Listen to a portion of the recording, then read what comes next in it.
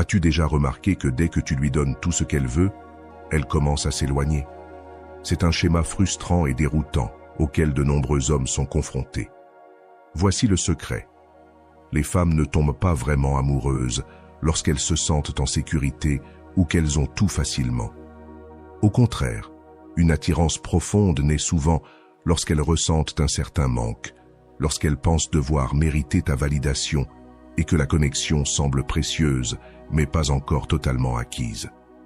Dans cette vidéo, nous allons analyser pourquoi les femmes recherchent souvent la validation d'un homme lorsqu'elles estiment ne pas l'avoir encore totalement conquis, et comment tu peux utiliser cette compréhension pour créer une attraction plus profonde et durable.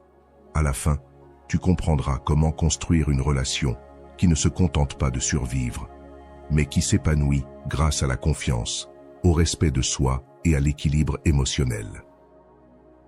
1. Les émotions avant la logique. La clé pour conquérir son cœur. Une erreur courante que beaucoup d'hommes commettent, souvent sans s'en rendre compte, c'est d'essayer de séduire une femme avec la logique et la raison. C'est un réflexe naturel, surtout quand on veut l'impressionner par son intelligence ou engager des discussions profondes. Mais voici le problème. Les femmes ne tombent pas amoureuses à travers des débats rationnels ou des arguments logiques. Elles tombent amoureuses à travers les expériences émotionnelles qu'elles partagent avec toi. Si tu cherches trop tôt à stimuler son côté rationnel, tu risques de briser la dynamique et de rendre l'interaction sèche et forcée. Le secret, c'est de toucher ses émotions et de créer des moments qui lui font ressentir quelque chose de fort et d'inoubliable. Pense aux souvenirs les plus marquants de ta vie. Ce sont probablement ceux associés à des émotions puissantes. La joie, l'excitation, le stress, l'adrénaline, même la peur. C'est pareil dans les relations. Une femme se souviendra toujours de ce que tu lui as fait ressentir, bien plus que des paroles que tu as prononcées.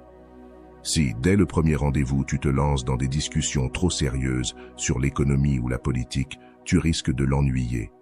Même si elle apprécie ton intelligence, elle ne vient pas pour un débat, mais pour vivre une expérience et une émotion. Compare cela à un rendez-vous plus spontané.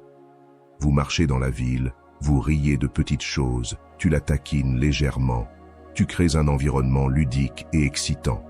Ce sont ces émotions partagées qui lui donnent envie de te revoir. Pas ta capacité à argumenter. Cela ne signifie pas abandonner la logique ou ses valeurs, mais simplement comprendre qu'il y a un temps et un lieu pour tout. Un rendez-vous, c'est un moment pour créer une alchimie émotionnelle, pas pour un exposé intellectuel. 2. Moins elle en sait, plus elle te désire. Voici un secret sur l'attraction. Moins une femme en sait sur toi, plus elle est intriguée. Le mystère agit comme un aimant. Il l'attire et lui donne envie de découvrir qui tu es réellement. Lorsque tu dévoiles tout sur toi dès le début, tu lui enlèves l'excitation, la curiosité et le plaisir de te connaître progressivement. Au lieu de lui donner toute l'histoire d'un coup, offre-lui juste assez d'informations pour la maintenir en haleine, pour lui donner envie d'en savoir plus. Lorsque tu rencontres quelqu'un pour la première fois, c'est le mystère qui suscite ton intérêt.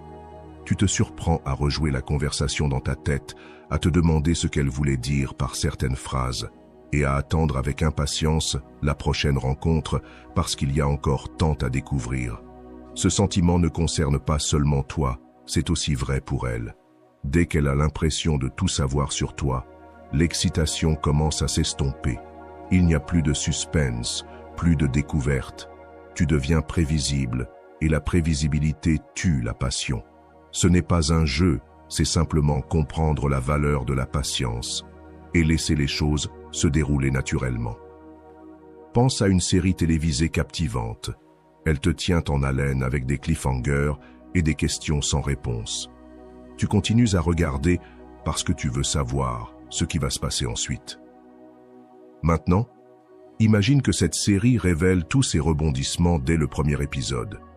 L'excitation disparaîtrait immédiatement et tu perdrais tout intérêt. C'est la même chose en séduction. Si tu révèles tout sur toi dès les premiers rendez-vous, tu élimines le suspense et l'excitation. En gardant certains détails pour plus tard, tu deviens cette histoire fascinante qu'elle ne peut pas s'empêcher de vouloir continuer à lire. Ce n'est pas une question de jouer à l'homme inaccessible, mais de comprendre que certaines choses méritent d'être découvertes lentement. Et lorsque finalement, elle sent qu'elle a mérité ta confiance, qu'elle a découvert quelque chose de rare et précieux, c'est là qu'elle tombe amoureuse. Pas seulement de l'homme qu'elle croit connaître, mais aussi du mystère de celui qu'elle est encore en train de découvrir. 3. Ne soyez jamais complètement possédés. Les femmes fantasment sur les hommes qu'elles ne peuvent pas entièrement posséder.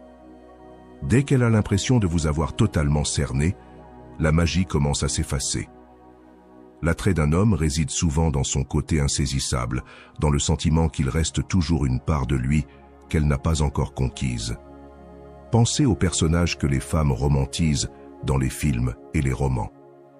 Ce ne sont presque jamais ceux qui sont entièrement ouverts et facilement accessibles. Au contraire, ce sont ceux qui sont mystérieux, insaisissables et qui dégagent une part d'imprévisibilité. C'est précisément cette impression d'être légèrement hors de portée qui alimente le désir. Les femmes ne veulent pas d'un homme qu'elles peuvent complètement posséder dès le départ. Elles veulent un homme qui représente un défi, qui les pousse à se poser des questions et à se demander ce qu'ils pensent réellement. Il ne s'agit pas d'être émotionnellement indisponible, mais plutôt de maintenir une certaine indépendance, de montrer que vous avez votre propre vie, vos propres objectifs, et que tout n'est pas dévoilé d'emblée. Imaginez un homme qui, après quelques bons rendez-vous, commence à appeler et à envoyer des messages en permanence, montrant clairement qu'il est entièrement disponible et à sa disposition.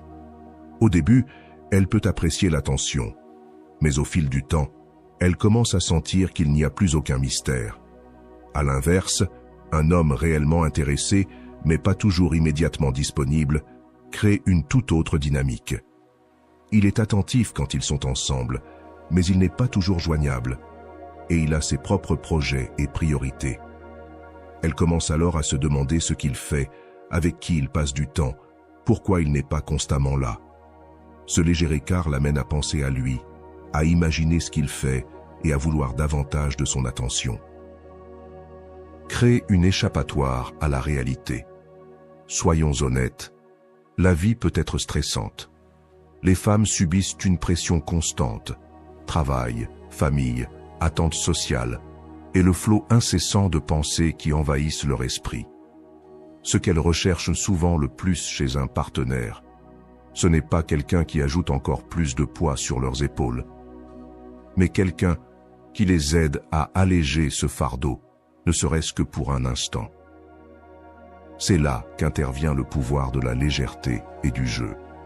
Quand tu es détendu et joueur, tu crées pour elle une petite échappatoire à la réalité, un espace où elle peut se libérer de ses soucis et simplement profiter du moment. C'est une expérience à laquelle elle reviendra toujours, car cela lui fait du bien, c'est rafraîchissant et différent du stress quotidien. La légèreté, c'est comme une bouffée d'air frais. C'est un rappel que tout n'a pas besoin d'être sérieux, qu'il est possible de rire, de se détendre et de ne pas toujours tout prendre au sérieux. Les femmes sont naturellement attirées par les hommes qui les font se sentir jeunes à nouveau, qui savent les taquiner de manière amusante et non stressante. Il ne s'agit pas d'être immature, mais de savoir quand alléger l'atmosphère et apporter une touche de fun à une situation. Imagine ceci, vous êtes en rendez-vous et elle te parle de sa journée stressante au travail. Plutôt que de devenir sérieux et d'essayer de résoudre ses problèmes, tu lui lances avec un sourire « On dirait que tu as besoin d'un expert en évasion. Bonne nouvelle, je suis un spécialiste du fun spontané. » Puis, tu proposes quelque chose de léger et amusant. Un petit concours de danse improvisé ou inventer des histoires ridicules sur les gens autour de vous. Soudainement, elle rit, ses soucis s'évanouissent et elle passe un excellent moment avec toi. Ce n'est pas l'activité qui compte, mais la manière dont tu la fais se sentir, insouciante et heureuse. Sénèque disait « Une vie heureuse est une vie en accord avec sa propre nature. » Quand tu es naturellement joueur, que tu ne forces pas les choses à être trop sérieuses ou logiques tout le temps, tu incarnes ce principe. Le rire est un des outils les plus puissants pour créer une connexion. Quand tu la fais rire, tu ne fais pas que l'amuser. Tu crées un moment de complicité, un instant où vous êtes pleinement présents ensemble. J'espère que ce message t'a été utile. Si tu as aimé la vidéo, je te serai reconnaissant de laisser un j'aime et de t'abonner. Si tu te retrouves sans mots, écris simplement « J'apprends » pour montrer que tu fais partie de la minorité qui a suivi la vidéo jusqu'à la fin. Merci beaucoup pour ton attention et à la prochaine.